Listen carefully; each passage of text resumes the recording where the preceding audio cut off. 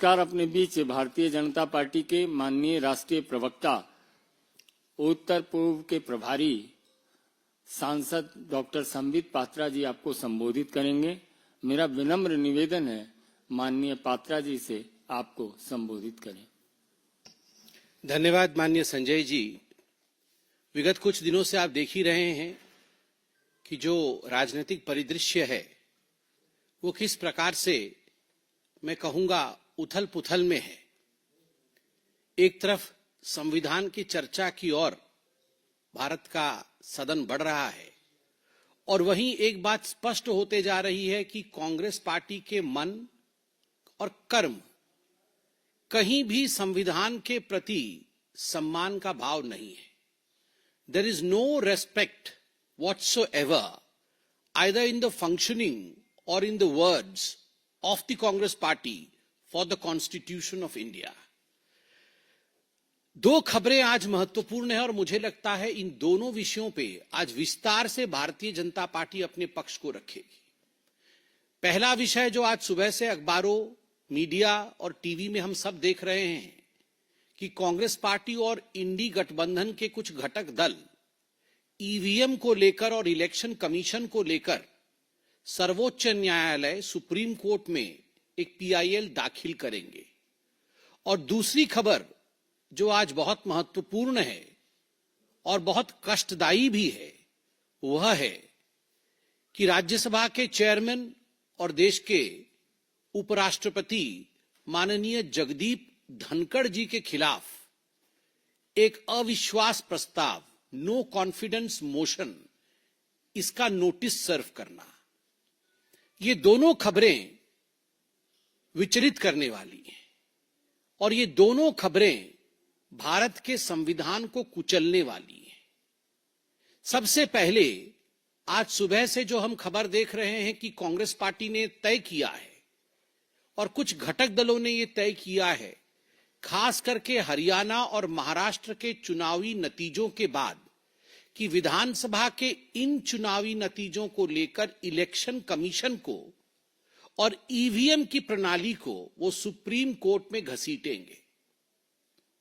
मुझे तो बड़ा आश्चर्य लग रहा है कि कांग्रेस पार्टी बार बार सुप्रीम कोर्ट ईवीएम को लेकर जाती है और बार बार पटखनी खा के आती है।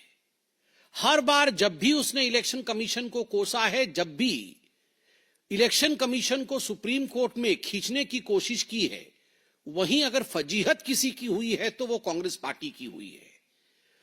और एक बात गौर करने की है, 23 नवंबर को जब महाराष्ट्र के विधानसभा के चुनाव की गिनती हुए थे, उसके पश्चात इलेक्शन कमीशन के प्रेस कॉन्फ्रेंस को हम सबने देखा। इलेक्शन कमीशन ने कहा कि 288 विधानसभा, 288 विधानसभाओं में 1440 वीवीपैट यूनिट, अर्थात हर विधानसभा में जो नियम कहता है कि 5 वीवीपैट यूनिट के वीवीपैट्स और गिनती में मिलान होना चाहिए, वो मिलान किया गया है और वो 100% एक्यूरेट और परफेक्ट निकला है। अर्थात ईवीएम का काम करने का तरीका और इलेक्शन कमीशन ने इस पूरे प्रक्रिया को सीसीटीवी में कैद करके प्रेस कॉन्फ्रेंस के माध्यम से हम सबके सामने और देश के सामने रखा है। फिर भी इस पूरे विषय को लेकर सुप्रीम कोर्ट में आज कांग्रेस पार्टी जा रही है। ये दिखाता है कि संविधान के प्रति कांग्रेस पार्टी के मन में सम्मान नहीं है। और याद करिए, 26 नवंबर को ही, 26 नवंबर 2024 को ही एक पीआईएल जो कि के पॉल ने दाखिल किया था ग्लोबल पीस इनिशिएटिव की तरफ से, उस पर सुनवाई करते हुए सुप्रीम कोर्ट ने इस पूरे मसले को खारिज किया था कि ईवीएम का जो रोना आप रोते हैं आके सुप्रीम कोर्ट में, जीत जाएं तो सब कुछ ठीक है, हार जाएं तो ईवीएम का रोना। आप झारखंड में जीत जाएं तो ईवीएम वहां ठीक है, तेलंगाना में जीत जाएं तो ईवीएम ठीक है, बाकी आप आके यहां पर केस करते हैं, हम इस पीआईएल को खारिज करते हैं। और खरी खरी सुनाई थी सुप्रीम कोर्ट ने। हैकाथॉन भी इस वर्ष भी चुनाव से पहले हैकाथॉन के लिए इनवाइट किया था इलेक्शन कमीशन ने कि आप आइए और हैकाथॉन करके दिखाइए कि ईवीएम की मशीन को हैक किया जा सकता है या नहीं। उस समय ये सारे घर में सो रहे थे। एक भी कांग्रेसी या एक भी इंडी गठबंधन का कोई व्यक्ति हैक करने नहीं गया था। इससे पहले भी हैकाथॉन हुआ था, उस समय भी ये नहीं गए थे, अब ये जा रहे हैं। अब जो दूसरा विषय है, ये पहली बार गंभीर मसला है और पहली बार राज्यसभा में राज्यसभा के सभापति, चेयरमैन, भारतवर्ष के उपराष्ट्रपति, उनके खिलाफ अविश्वास प्रस्ताव लाने की बात, उनके खिलाफ अविश्वास प्रस्ताव लाया जा रहा है। इस विषय में नोटिस सर्व किया गया है। यह सब हमने मीडिया के माध्यम से देखा है।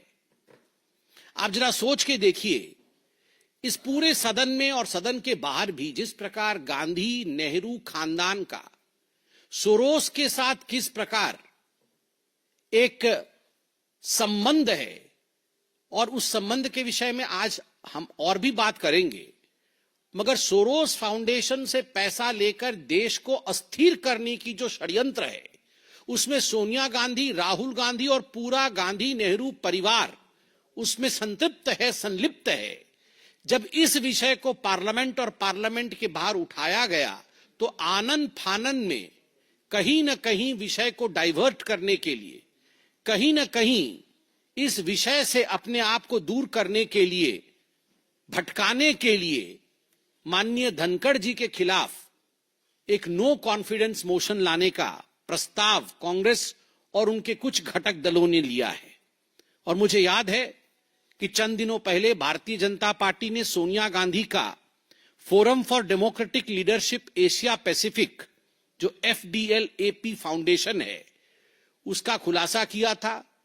जॉर्ज सोरोस पूरा इस फाउंडेशन को किस प्रकार से फंड करते थे और किस प्रकार से ये फाउंडेशन कश्मीर को भारत से अलग करना चाहता था। जब यह विषय उठा तो ये अविश्वास प्रस्ताव के विषय में बात की गई। दुख इस विषय बात को लेकर है कि कांग्रेस पार्टी ये जो अविश्वास प्रस्ताव ला रही है, इससे पहले भी आप देखिए प्रधानमंत्री जी के खिलाफ अपशब्दों का प्रयोग किया गया, प्रधानमंत्री जी को भी बख्शा नहीं गया। महामहिम राष्ट्रपति जी आदरणीय द्रौपदी मुर्मू जी के साथ जिस प्रकार का बर्ताव किया गया, उनके लिए जिन शब्दों का प्रयोग किया गया, उसको लेकर भी हमने प्रेस कॉन्फ्रेंस के माध्यम से आपको सच्चाई बताया है। और अब उपराष्ट्रपति जी के खिलाफ इस प्रकार का वाकया, मुझे तो आश्चर्य इस बात का होता है कि ये कांग्रेस पार्टी जाति जाति, कास्ट कास्ट कार्ड खेलती है। एक ओबीसी प्रधानमंत्री का तो हर दिन ये अनादर करते हैं।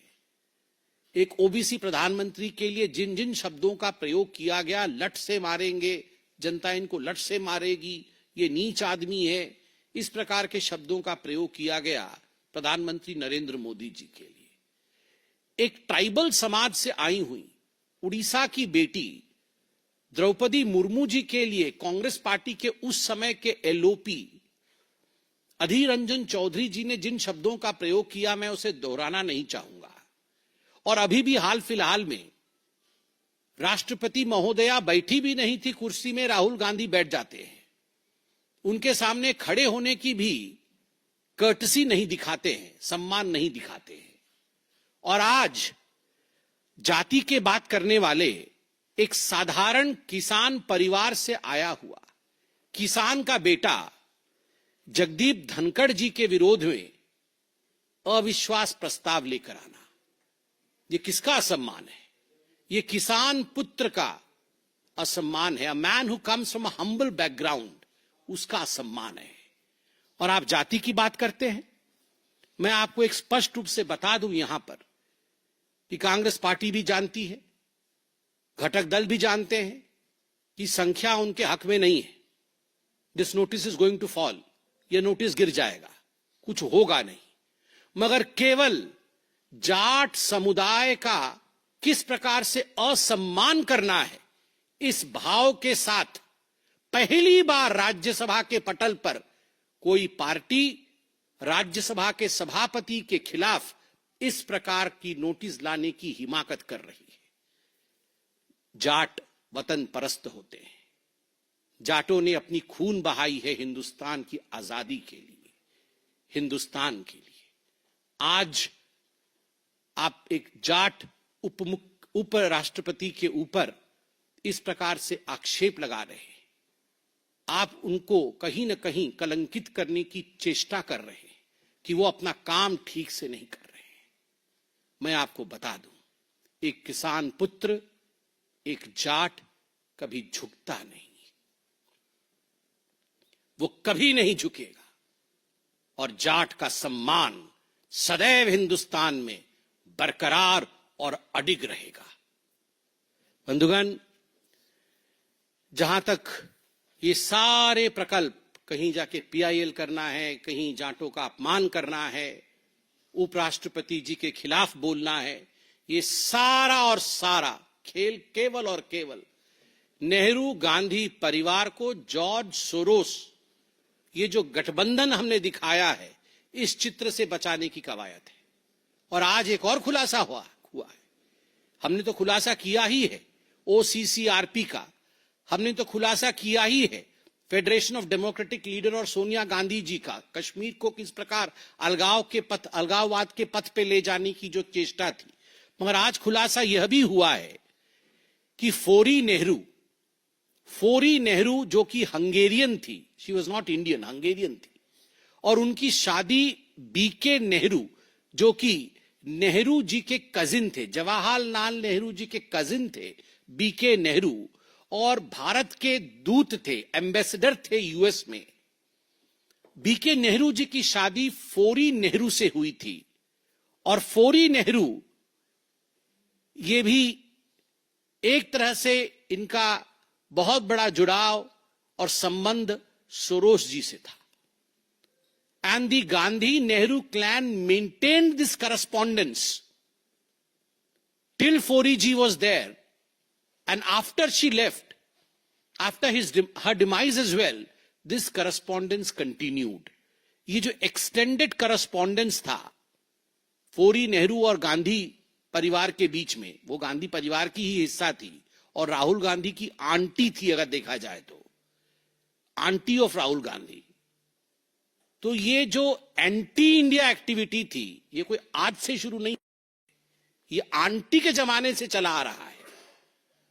तो ये एक इसकी लंबी परिधि है, एक लंबा इतिहास है।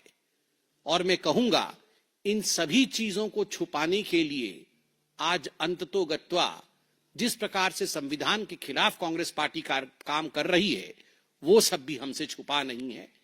पार्लियामेंट जवाब देगा, देश की जनता जवाब देगी। धन्यवाद। Mohit Bhatt, Times Now. BJP has been saying this, that we want Parliament to have a debate and discussion, but the opposition is disrupting the Parliament. But after today, the Rajya Sabha was adjourned. Rahul Gandhi has made a statement. He said that we want Parliament to function, but the BJP is trying to divert from the issue of Adani, and perhaps that is why they are doing all this. We will not let this happen. We will continue with their protest. How do you see this? See, as far as the antiques and the gimmicks of the Congress party in the parliament is concerned, that is for the whole nation to visualize and see. Just imagine, almost every day, the theatrics that the Congress party continues to have on the gates of parliament is open to all. I mean, we have T-shirts, we have stickers, then we have bags, we have masks. So what is Congress into? I mean, like, while we in the BJP, the member of parliaments, are preparing documents, we are preparing documents every day evening, that tomorrow what would be the notice of 0 hour? What are the questions that we are going to raise?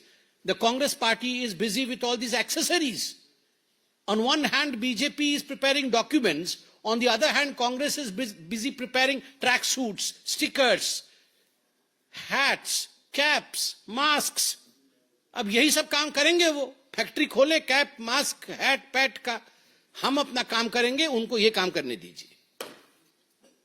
Vineet, TV 18। Sir, अगर हम बात करें sir, Tahir Hussain जो है 2020 के दंगों के आरोपी हैं, उन्हें AIMIM ने अपना उम्मीदवार बनाया है, कैसे देखते हैं सर? देखिए, जहां तक ताहिर हुसैन का सवाल है, इसमें किसी प्रकार का किसी के मन में भी संशय नहीं है कि ताहिर हुसैन वो व्यक्ति है जिसने 2020 में दिल्ली में जो दंगे हुए उसमें उसकी एक प्रमुख भूमिका थी। तब ताहिर हुसैन आम आदमी पार्टी में थे और अपने घर के छत से किस प्रकार षड्यंत्र करते हुए, एक रचाया हुआ षड्यंत्र था, प्रीस्क्रिप्टेड षड्यंत्र था, उस षड्यंत्र के अंतर्गत हिंदू मुसलमान दंगे कराने का काम ताहिर हुसैन ने किया। अब ताहिर हुसैन सलाखों के पीछे है, मल्टीपल केसेस उसके खिलाफ चल रही हैं, आज तक वो सलाखों से बाहर नहीं आ पाया। मगर देखिए किस जल्दबाजी से AIMIM ने ताहिर हुसैन को टिकट दे दिया है। टिकट क्यों दिया है? ये जीभ चिढ़ाने के लिए दिया गया है हिंदुओं को। It is a message to tease the Hindus कि जिसने तुम्हें मारा, जो तुम्हारे खिलाफ है, हम उसको प्रमोट करेंगे। तो ये संदेश बड़ा साफ है, हम भी अपना संदेश दे दें, एक है तो सेफ है, एक है तो सेफ है, वरना ताहिर हुसैन जैसे लोग हिंदुस्तान के संविधान के साथ खिलवाड़ करने के पश्चात भी सलाखों के पीछे से रहकर देश की एकता को खंडित करने, उसे तोड़ने का पूरा प्रयास कर रहे हैं। और हम तो यह भी जानना चाहेंगे इसमें उनके आका जिसने ताहिर हुसैन को जन्म दिया, अरविंद केजरीवाल जी का क्या कहना है, क्या मानना है, वो भी जवाब दे। पहले तो वो भी डिफेंड कर रहे थे ताहिर हुसैन को। आनंद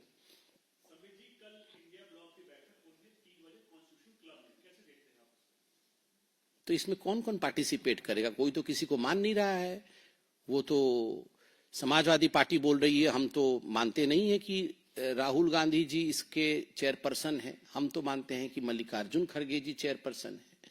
वहां TMC बोल रही है कि हम तो मानते नहीं है कि राहुल गांधी जी है, हम तो चाहते हैं कि ममता बनर्जी इसको चेयर करे। और वहां शिवसेना उद्धव गुट जो है वो कहते नहीं, हम तो राहुल जी को मानते हैं, हम तो बाकियों को नहीं मानते हैं। तो I believe tomorrow would be an interesting day. कल हमें देखना चाहिए कि आखिरकार इस बैठक का चेयर कौन करेगा। कहीं ऐसा ना हो कुर्सी की मार पिटाई इनके बीच में कल मचे।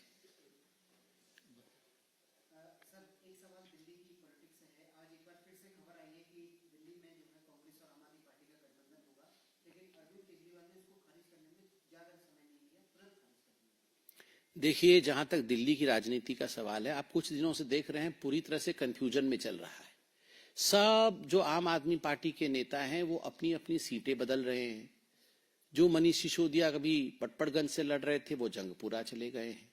और अभी गठबंधन की बात नहीं हो रही थी, अब गठबंधन की बात हो रही है, फिर खारिज की जा रही है। जहां कंफ्यूजन होता है, आप याद रखिए, वहीं हार होती है। जहां स्पष्टता होती है, जीत वहीं होती है। भारतीय जनता पार्टी की स्पष्टता है, जीत भारतीय जनता पार्टी के साथ है। और जो कंफ्यूजन कांग्रेस पार्टी और आम आदमी पार्टी के बीच में है, स्वाभाविक रूप से दो चीजें हैं। गठबंधन नहीं हो रही है, इसका अर्थ है कि all is not well in INDI bloc. हो रही है तो आप खुल के बोलिए, इसका अर्थ है कंफ्यूजन की स्थिति है, हार की स्थिति है। इसमें बहुत अच्छा लिखा है अभी हमारे संजय जी ने भी, और मुझे बताना चाहिए, कांग्रेस और आप चोरी चोरी चुपके चुपके।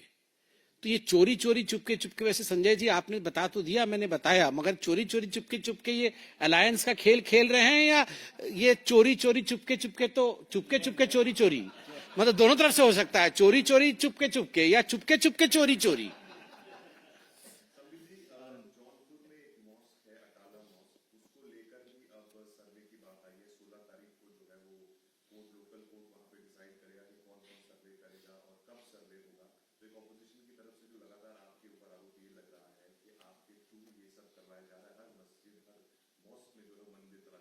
देखिए, कोर्ट ने अभी कुछ बोला नहीं है, ये भविष्य में होगा, क्या होगा हमें पता नहीं है।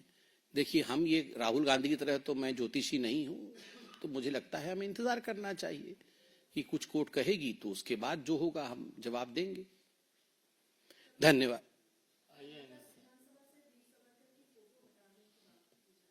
कहां से? देखिए, पहले उस पे विषय पूरा आने दीजिए, जवाब हम देंगे, कर्नाटक की नेता भी देंगे। धन्यवाद। बहुत बहुत धन्यवाद।